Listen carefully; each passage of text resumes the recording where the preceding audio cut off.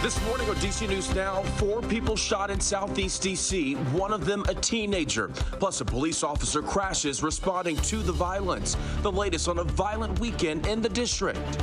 Calm start to the week. We're tracking a major warm-up on the way. Fighting for funding in Montgomery County. Education leaders marching today as the board nears approval on major budget cuts.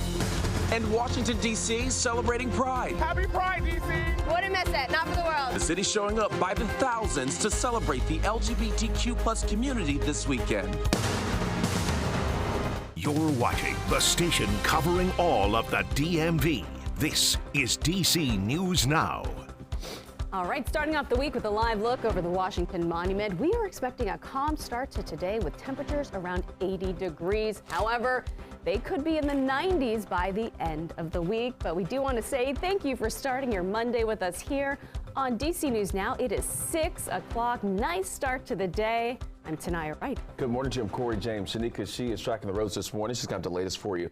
In just a second, Jackie's starting us off with the forecast this morning. Things looking pretty sunny. Yeah, not too bad out there right now. I mean, we're tracking the sunshine, still low humidity, temperatures still a bit on the cool side. We're seeing those 50s and 60s across the map. Currently still 65 in D.C. Lower 60s for Hagerstown. We're picking up the upper 60s for Annapolis. Seeing those 50s, though, for much of our western areas. And we're seeing those 50s back over towards the I-81 corridor right now as well. Now, trying to plan out the rest of your day today. We're tracking those clear, beautiful blue skies right now, a little bit after sunrise. Now, as we look ahead towards later on today, could see a few more clouds building up as we get towards later on this afternoon, and then we can't run that chance for that pop-up shower or two later on this evening, thinking closer towards sunset later on. So we could see a pop-up shower mainly south of 66 later on this evening, and eventually those will slide out late tonight, and then we're tracking dry conditions again as we look ahead towards the day tomorrow. Go over all those details and look at towards the rest of that 7-day in just a few minutes. Shanika's back. The important look at those roadways on this Monday morning. How's it looking?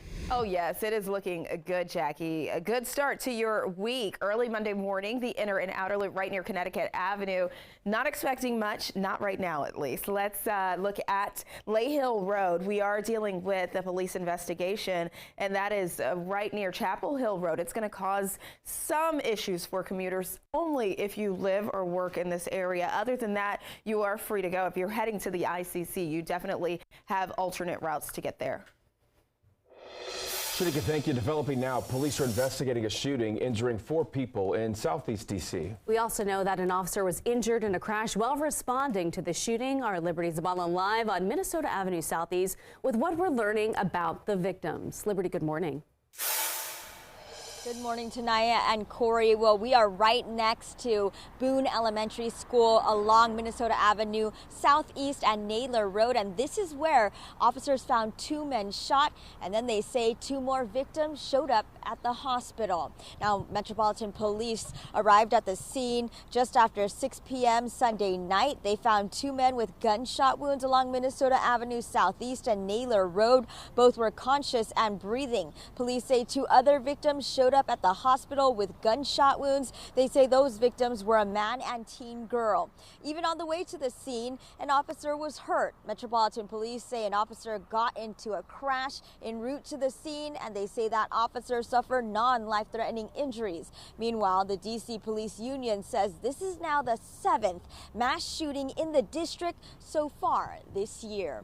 We also reached out to the police union as well as Metropolitan Police for an update on this incident, and we are still waiting to hear back. For now, live here in Southeast DC, Liberty Zabala, DC News Now.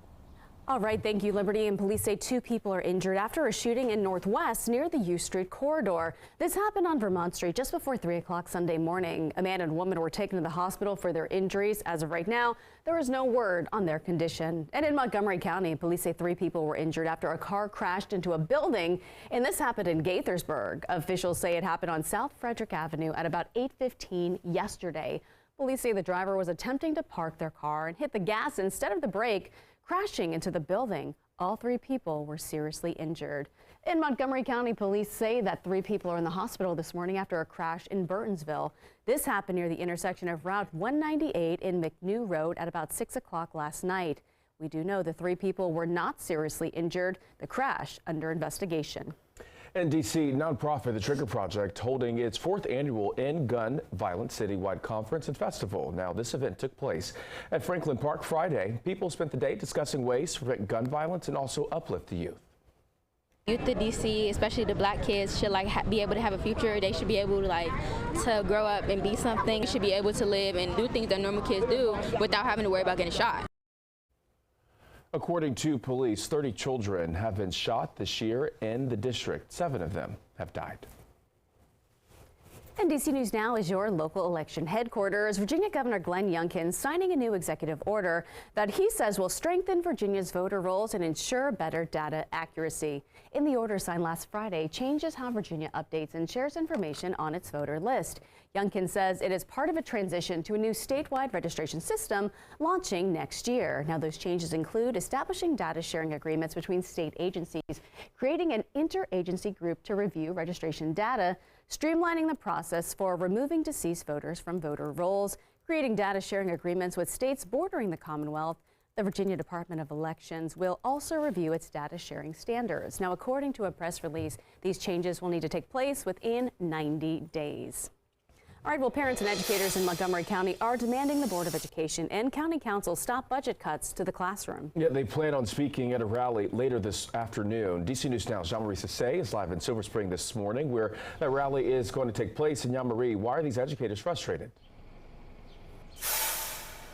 Yeah, good morning. Well, Montgomery County educators are just frustrated with this entire situation because this budget cut actually impacts more than 300 jobs. Now, it'll also make their job a lot harder, which will impact students. And they say the best way to avoid this entire situation is to honestly stop the budget cuts. Now, teachers with the Montgomery Education Association say that they're just fed up with this entire situation. And they say the recent $33 million school budget cut approved by the county council will lead to eliminating nearly 300 jobs. And that means increased class sizes, staff layoffs, and cuts to vital programs.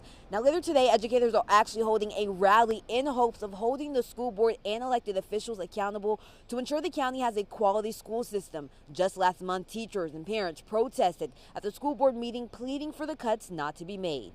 Fewer adults there are in a building, the more there are safety concerns, the less individual attention kids get.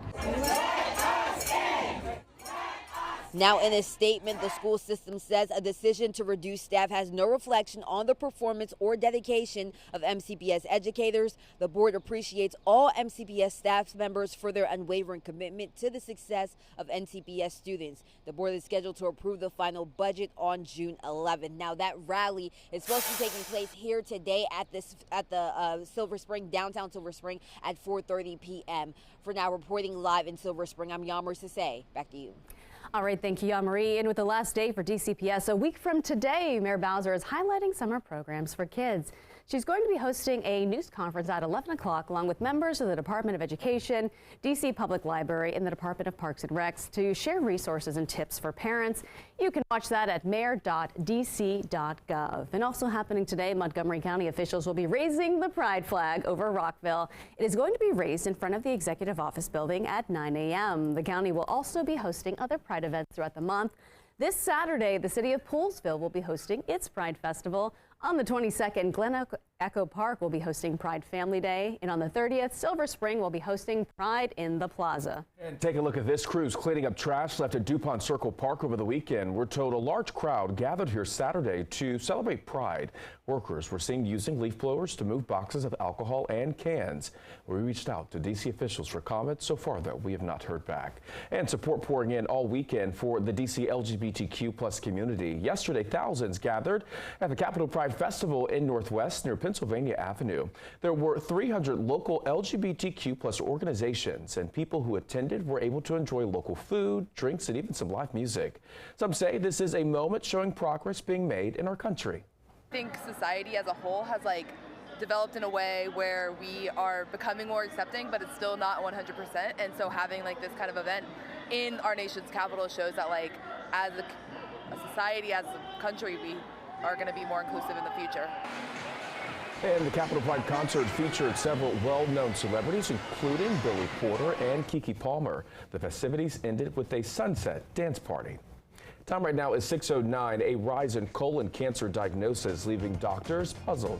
After the break, we are hearing from a local surgeon about new screening guidelines. And the Cavaliers heading to the College World Series. Still ahead when you can see UVA fight for a title. And taking a live